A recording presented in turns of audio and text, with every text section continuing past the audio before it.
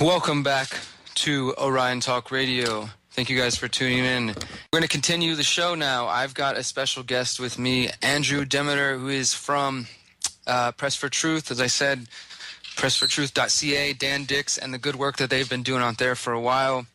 Welcome to the show, Andrew. Thanks for having me on. I really appreciate it. Yeah, I've been seeing your videos, going across my feed now for a while. I see that you're gaining some traction, and for one, let's get into what is the most astounding thing to some people once they see your work is that you're 15 years old. Is that correct? Yeah, that's correct. All right, man. Well, let's give everybody a little bit of background on yourself. How did a 15-year-old here in today's world, when most 15-year-olds are playing video games or just distracting themselves with whatever, and also just kind of caught up in being kids, how did you get to the point where you are now, where you're now producing your own content and putting out well-informed videos?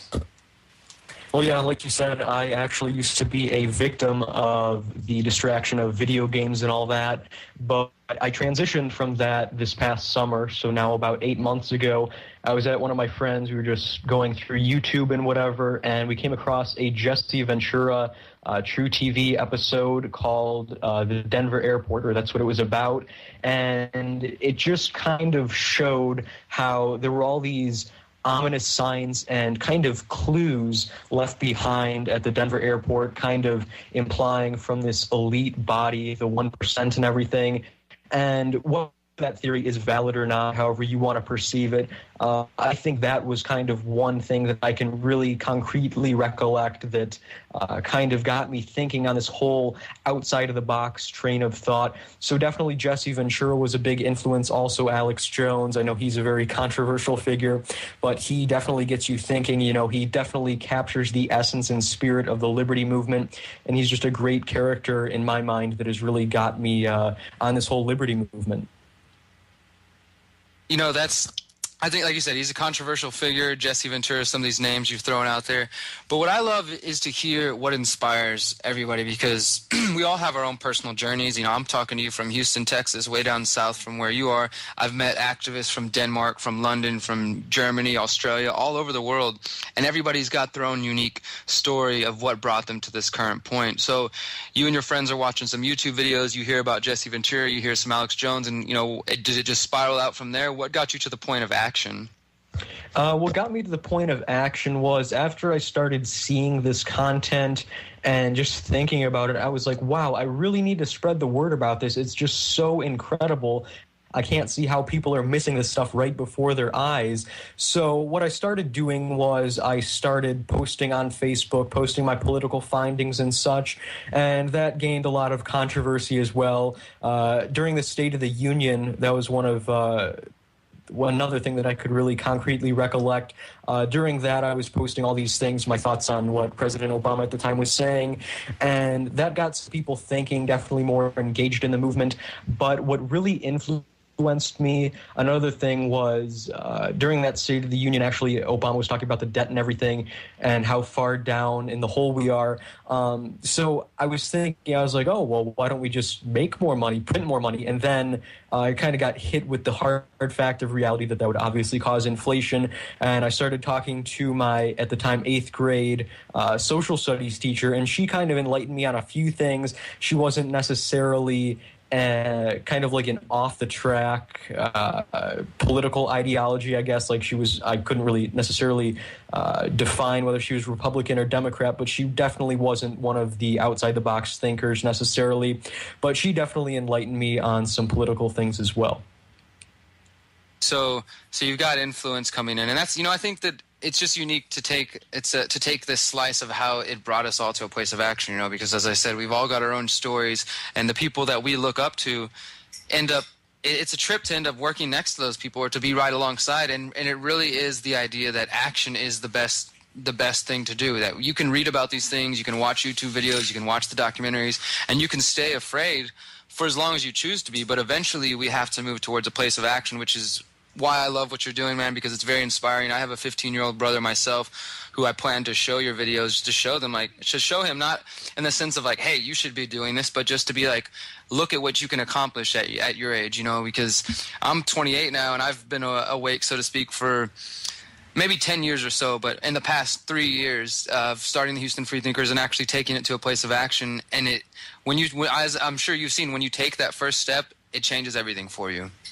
Right, exactly. I recently in my English class, we've been studying Holocaust works and such, and we just read a book called Night by Elie Wiesel, and we read a quote to introduce that unit to our class, and it said, indifference to evil is evil. Basically, if you see evil happening and you don't take action, if you don't do anything about it, it's just as evil as the person initiating and imposing those acts. So that definitely kind of sparked some action too. And then later in that unit actually, I took action because we had this thing called a Socratic seminar. I don't know if you're familiar with that or not, but nice. For the viewers, it's basically, at least in our school, we just have a circle and you kind of talk about the book, your findings, etc., and then the teacher interjects whenever they want to kind of bring up or suggest a point to talk about. But anyways, during that, we were talking about indifference to evil is evil, and I started breaking open the NDAA, GMO, TSA, the whole shebang. So that definitely got some people thinking, and I actually was specifically talking about the NDAA as soon as we were kind of concluding this seminar, and then the bell rang, and that was the end of the week on Friday. So I was kind of hoping that maybe some people pondered a little bit of what I was saying over the weekend. Yeah, I'm sure you got some people thinking, man. That's one other thing I wanted to ask you. What is your reception among your peers and with your teachers? Obviously, I'd imagine that teachers having a student such as you who is doing so much work outside of school and trying to bring this message into your schoolwork, you know, how has that been receptive for like your parents, your family, friends? Are they interested in what you're doing, or is it that you're just young and idealistic and you'll get over that soon enough? No, I think many of the people that I've shown have had a positive reception of what I'm doing. There are always, of course, as with anything in life, the haters who say, oh, you're just a stupid little kid, you can't do anything, whatever. But yeah, it's mostly been a positive reception. People really like what I'm doing. They're acting upon my activism, and it's really waking them up. And I actually showed my aunt some of my videos a while back, and ironically, she was actually a viewer of Alex Jones's, and she's been watching some of his stuff for a while now. So that's been kind of a whole new relationship we've been able to bring about and stuff. And then going back to what you said about doing work outside of school, I think a lot of people see the weekend as just some time to party, relax, hang out, you know, whatever. But I was just thinking about it the other day, and I made a quote about it, and I posted a picture on Facebook, and I sent it to you for this video too. It went something along the lines of that, like, many people see the weekend as a time to relax and escape from learning, but the weekend for me is a time to escape from school, like most people, but also like bring about this idea of learning on my own interests and not what the state-regulated dogma wants me to learn. So the weekend's definitely kind of like a chance for me to learn for myself in a nutshell. That's good to see, man, because that's one other thing that I was curious about, because it's been 10 years since I was out of high school and, you know, went to school after that. But I know that the schools have become, at least here in the United States, become more and more militarized and dogmatic and just outright propaganda centers, especially here in the United States, and some would say even more so in Texas. So it's interesting to see, you know, you're in the midst of the belly of the beast, so to speak, and you get to still bring a message of truth and liberty to that environment, which I think is crucial, because as activists, one of the things that we've tried to figure out as we've started to get messages from 15, 16, 17, 18-year-old kids who are graduating high school or who are getting to that point, and they're seeing which direction the world's going, and they're wondering what they can do about it. And this is what we need. We need other awake, aware minds out there who are looking for answers to see work like yours and to be inspired by it, because that's all it takes is for one person to plant that seed, and we're going to have a whole new generation of people who can do this, man. If you have time, we're going to go to a quick break and we're going to come back. Stay tuned. This is the Conscious Resistance on Orion Talk Radio. And awareness within the human mind. We are witnessing the fall of the republic as tyrants try to make us all the subject. Let's continue the conversation. Before we move on to some other topics, what is exactly your affiliation with Press for Truth? Do you work with Dan on a regular basis, or do you do in the field reports for them, or how's that working? Well, what he recently established was this whole idea of Press for Truth Global, PFT Global, where he basically rounds up people across the world and they kind of make mini reports for him and everything. So it's not really a direct or kind of scheduled affiliation with him. But yeah, I have talked to him on many occasions. I recently did an interview with him, and I was kind of one of the first people to make one of the reports for him. So yeah, he's starting this whole idea of other people doing reports with him. Nice. Yeah, Dan's a good guy, and I've done a little bit of work with him in the past too, so it's good to see that branching out. I wanted to get into a little bit more detail on some of the work that you have done, so everybody can check out Andrew's channel. It's at Teen Take, right, is the name of your channel? Yeah, yes, go to youtube.com/Teen Take, and you'll find all of Andrew's videos. One in particular that you've just recently uploaded is called iPencil. So let's hear a little bit about what got you into this idea and what it's about.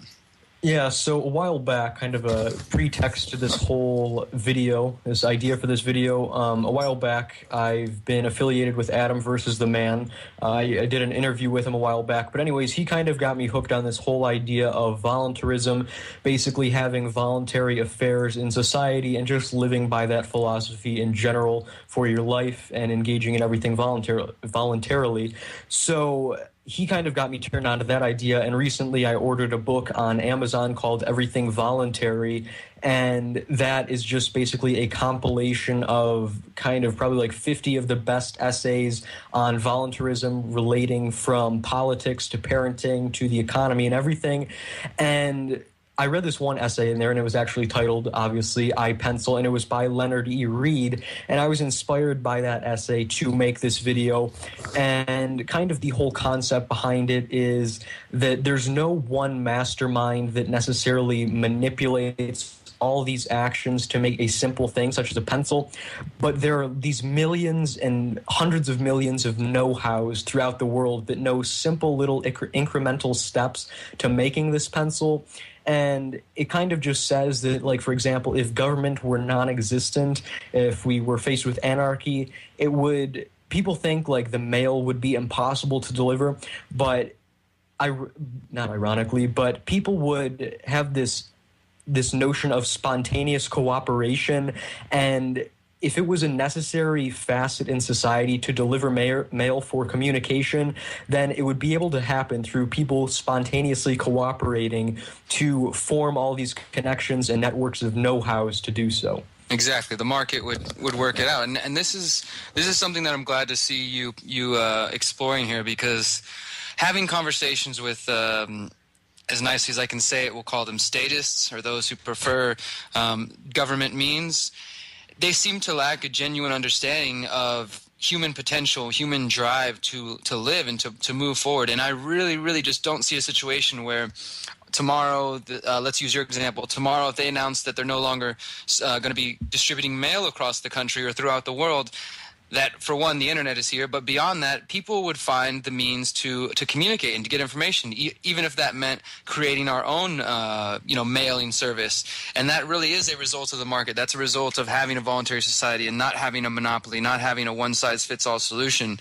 And it is important for people to recognize, not only just with the pencil aspect that you mentioned here, but one example that I often give where there does seem to be a disconnect and an misunderstanding of how things come together is gardening, growing your own food. That there's, we have grocery stores on every corner that are filled to the ceiling with all kinds of produce that people assume just magically appear there, and there's no understanding of what it takes. How many people have to have their hand for this, again, spontaneous cooperation.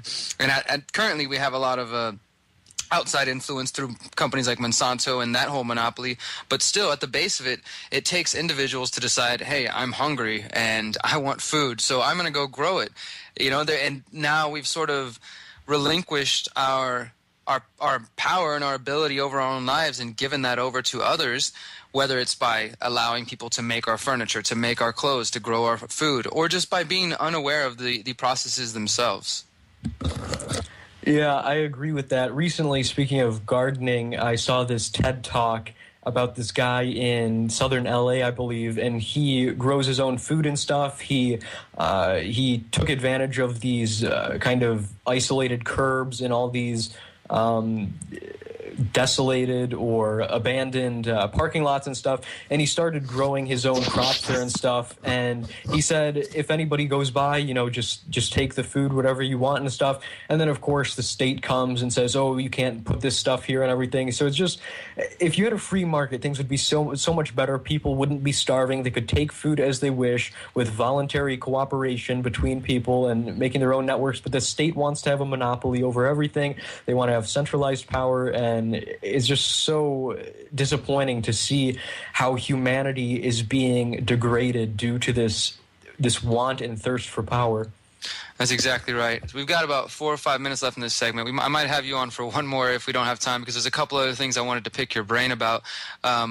One of the things we'll get into in a minute, but I saw another video of yours actually touched on chemtrails, geoengineering, and cloud seeding, which is a topic that I do talk about. And I'm curious as to see if you have noticed this apparent divide and split between, say, maybe some of the Alex Jones crowd and those who recognize different global conspiracies as crimes of the state, and in others who are aware of the problems of the state but want nothing to do with so-called conspiracies. Have you come across any of this?